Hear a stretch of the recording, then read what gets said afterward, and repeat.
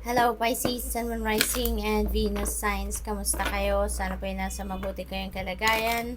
Welcome back po sa Star Tarot. Kung bago kayo rito, welcome din kayo. Thank you sa inyong support. I truly appreciate it. God bless you all. Pisces, blessed. Napakagandang mensahe ito para sa inyo. You are blessed, no? Maaaring ang iba sa inyo, talagang marami ng biyayang natanggap sa inyo sa ngayon, ano, or maaaring marami pang parating na biyaya, no, sa inyo na talaga namang ikakalaki ng inyong puso. Magiging masayang masaya kayo because of these blessings, no, na paparating sa inyo at ini-enjoy na ng iba sa inyo.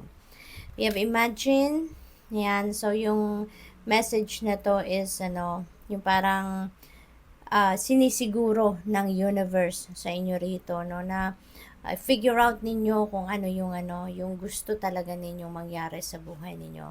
Figure out kung ano talaga yung gusto ninyong ma-manifest sa buhay ninyo sa inyong 3D reality. Okay?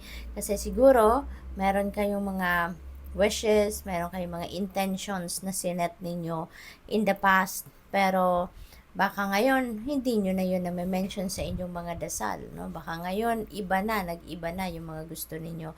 Kaya, yung energy na to, yung mensaheng ito para sa inyo, parang sinasabi sa inyo ng universe na figure out, no? What do you really want in your life? What do you really want to manifest in your life? Okay? So, what else? We have truth be told.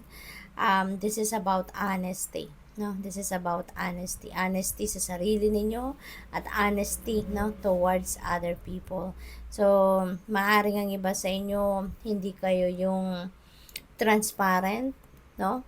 Hindi kayo yung, kung ano yung truth ninyo, hindi ninyo yan pinapakita sa iba, sinishare sa iba, sinasabi sa iba, maaaring ganon.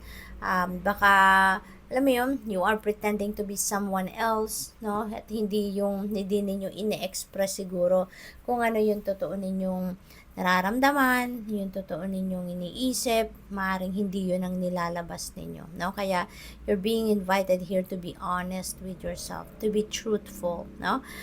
Possible din, ng iba sa inyo siguro, meron ditong secret, mayroong truth na hindi nilalabas, no? Meron kayong truth na hindi ninyo pinapaalam sa iba. At maaaring sa ngayon, there is a situation na siguro mapipilitan na kayong magsalita, mapipilitan na kayo na ilabas ang katotohanan ito, no?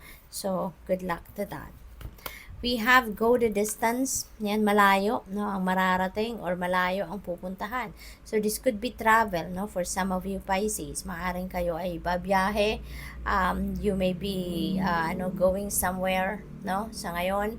Maaring travel. Ang ganap dito for some of you, long distance travel. So, siguro, magta-travel ang iba sa inyo papuntang ibang bansa, no?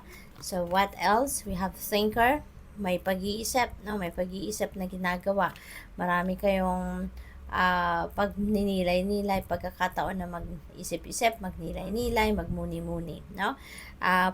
Probably then, no, yung go the distance na to could be mental travel, no? Not necessarily na physical travel yan. Maaring ang iba sa inyo, mental travel yan, since we have thinker energy. So, maaring malayo ang nararating ng isip ninyo.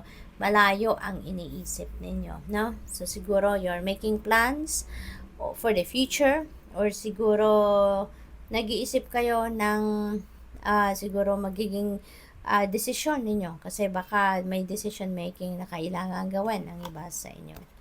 We have come to the edge. Ayan. So, siguro ang iba sa inyo naman, this is something like, gagawin ninyong pagtatry ng different avenues. Maybe this is you going to try something new. Gagawin siguro ninyo ang mga bagay na hindi pa ninyo nagawa in the past. At susubukan ninyo. No? You're going to try different avenues siguro sa ngayon, no, Pisces. What else? We have Yin. Ayan, nasa receiving end kayo sa ngayon. Kung dati kayo lagi yung siguro nagdidikta, kayo yung laging nagsasalita, kayo lagi yung pinapakinggan. Ngayon, parang nandito kayo behind the scenes, no? Kung dati nasa frontline kayo, ngayon behind the scenes kayo, maaaring kayo lang ngayon yung naghihintay ng kung ano ang sasabihin ng iba, yun ang susundin ninyo, naghihintay lang kayo ng direction na ibibigay sa inyo ng ibang tao, naghihintay lang kayo ng kung ano ang desisyon ng ibang tao. So, probably may ganong sitwasyon ng iba sa inyo sa ngayon. So, what else? We have all that glitters. Ayan. So, hindi lahat ng makinang ay gold. Hindi lahat ng makinang ay diamond. Yun ang sinasabi ng mensaheng ito. Kaya do not be deceived, no, by appearances. Huwag kayong maniniwala agad-agad sa kung ano lang ang inyong nakikita, ano nakikita ng inyong mga mata, yung gano'n, no? So, you need to dig deeper into it, no? Because hindi lahat ng nakikita ninyo ng inyong naked eye, that's all it, no? Hindi lahat ng nakikita ninyo sa surface, yun na yun lahat. Okay? So, you really need to investigate, you need to